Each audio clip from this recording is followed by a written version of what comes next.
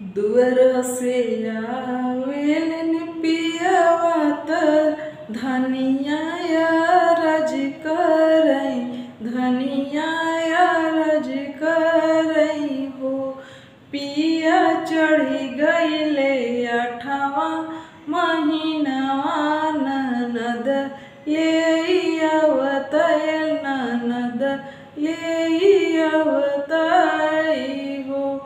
पिया चढ़ी गईले 8वां महीनवा, ननद ले अवतई, ननद ले अवतई हो।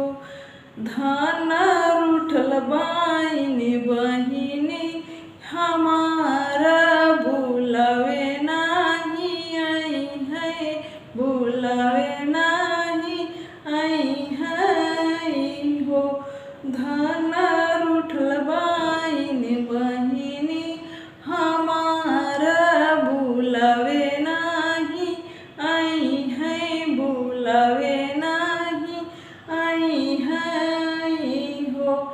पिया बहिनी से बोली है भतीजवा कनौआ, ननद दौड़ी आई है, ननद दौड़ी आई है हो। इतनी वचन सुनी पिया त घर से निकले, त घर से निकलाई हो।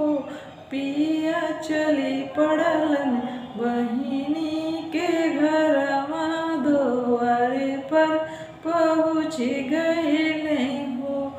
पिया चली पड़लन बहिनी ससुरवा, द्वारे पर पहुँच गईले हो।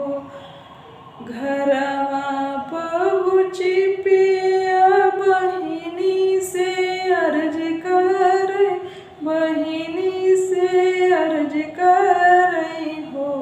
बहिनी चलहो न अपने नहिया रामायण तोहके आवैयानन तोहके आवई हो।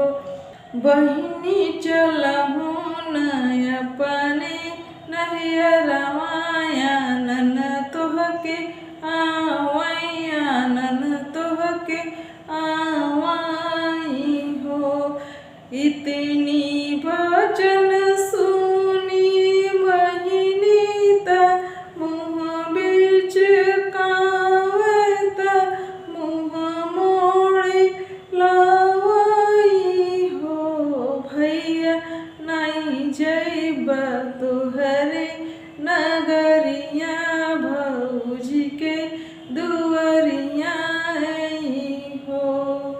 इतनी वचन सुनी बहिनी त मुँह बीच कावत, पाछे मुँह करई हो।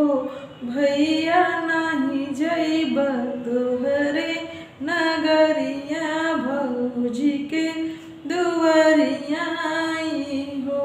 भैया नहीं जइब तोहरे नगरिया, भौजी के दुअरिया आई हो। भौजी के मारल तनवा करज मोर लागई, करज मोर लागई हो। भैया बिना माई के नहियर कदर नाही हुई है, कदर नाही हुई है हो। भैया बिना माई के नहियर कदर नाही हुई है, कदर नाही हुई है हो। इतनी वचन सुनी भैया जी घोड़े पे सवार भइलन, घोड़े पे सवार भइलन हो। भैया पहुँच गईलन अपनी महलिया त मन से दुखिया भये, मन से दुखिया भये हो।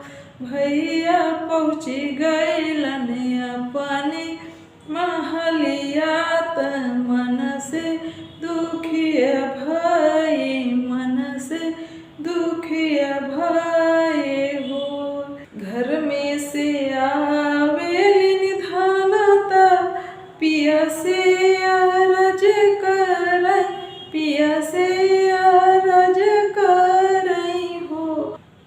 पिया कब आईहन ननदा हमारा, ननदी काऊ कहीं हो। पिया काऊ आईहन बहिनी तोहारा, ननद काऊ कहीं हो। धन बहिनी देहलिन आशीष ललन के, खेलावो भतीजा